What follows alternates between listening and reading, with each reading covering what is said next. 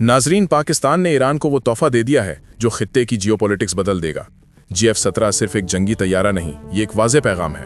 अब ईरान के आसमान ज्यादा महफूज महसूस होंगे और दुश्मन सोचने पर मजबूर होगा। ये तैयारा रफ्तार, रेंज और जदीद हथियारों से लैस है जो रद्द अमल को फौरी और मौसर बनाते हैं। पाकिस्तान की तरबियत और तकनीकी मदद के साथ ये तोहफा ताकत के तवाज़न में बड़ा फर्क डालेगा। ये महज दिफा नहीं, एक नया स्ट्रेटेजिक इत्तेहाद है जिसने खित्ते में बयानिया बदल दिया है। मुखालिफिन के लिए ये खबरदार कुन पैगाम है कि ईरान अकेला नहीं रहेगा। आपका क्या ख्याल है? कमेंट्स में अपनी राय ज़रूर दें।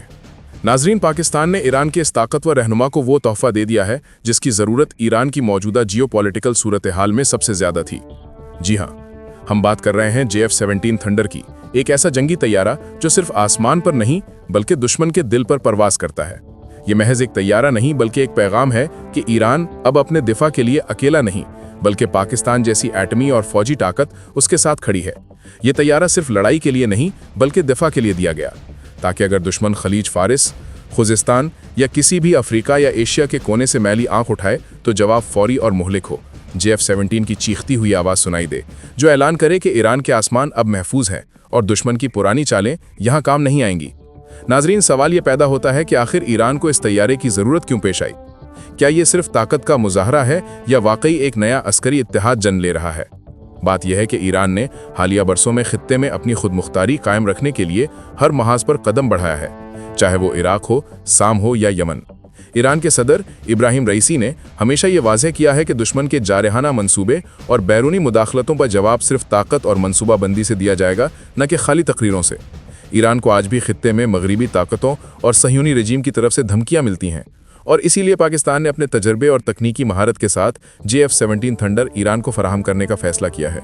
ये तैयारा आवाज़ की रफ्तार से भी ज़्यादा तेज़ यानी 1.6 मैक तकरीबन 1970 किलोमीटर फी घंटा की रफ्तार से परवास करता है और इसकी रेंज 1200 किलोमीटर है। एयर टू एयर रिफ्यूलिंग की सूरत में ये कई घंटों तक फिजाओं में रह सकता है, चाहे दुश्मन खलीज फारिस में हो या ईरानी सरहदों के किनारे। इसके हथियारों में BVR missiles, laser guided bomb, smart weapons और PL-12 मिसाइल शामिल हैं जो 100 किलोमीटर से ज़्यादा फासले पर दुश्मन के तैयारों को निशाना बना सकते हैं, जबकि रात क्रूज मिसाइल ज़मीन पर दुश्मन के बंकर्स, कमांड सेंटर्स और असलहा डिपो को तबाह करने की सलाहियत रखता है।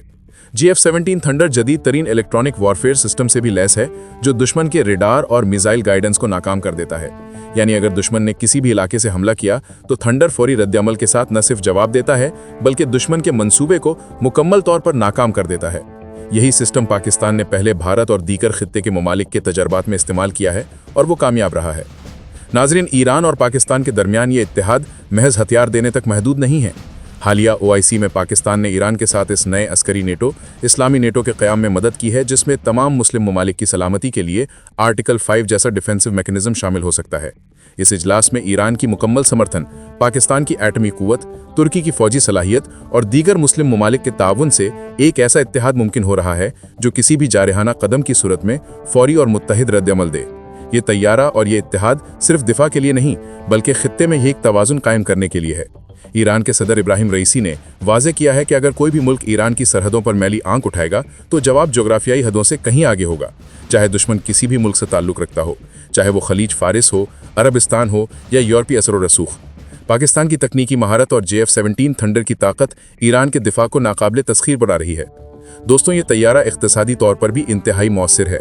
जहां मगरिबी तैयारे जैसे राफेल $80 मिलियन में बनते हैं, JF-17 सिर्फ $25 मिलियन में तैयार होता है। यानी एक राफेल के बराबर 8 JF-17 खरीदे जा सकते हैं और वो मैदान में ज़्यादा असर डाल सकते हैं। यही वजह है कि ईरान के दिफाई मंसूबे में JF-17 को मरकज़ी हैसियत दी गई है, ताकि दुश्मन किसी भी लम्हे फ़िज़ा में या ज़मीन पर कदम रखने से पहले सोचने पर मजबूर हो जाए। अभी जो OIC इजलास हुआ उसमें इस्लामी नेटो के क़याम पर भी गौर किया गया। पाकिस्तान और ईरान के वज़ीर दिफा ने मुश्तरका तौर पर यह पैगाम दिया कि किसी भी मुस्लिम मुल्क पर हमला तमाम ममालिक के लिए ख़तरा तस्वुर किया जाएगा, यानी मुत्तहिदा दिफाई हिकमत अमली।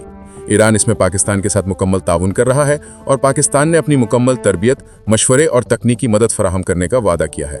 ये इत्तेहाद महज अस्करी नहीं बल्कि नज़रियाती भी है, ताकि मगरिबी और सह्यूनी ताकतें किसी भी मुस्लिम मुल्क की खुदमुख्तारी को दबाने की कोशिश न कर सकें। नाजरीन, अगर आप सोचें कि ये महज तैयारे की डिलीवरी है तो ये गलत फहमी है।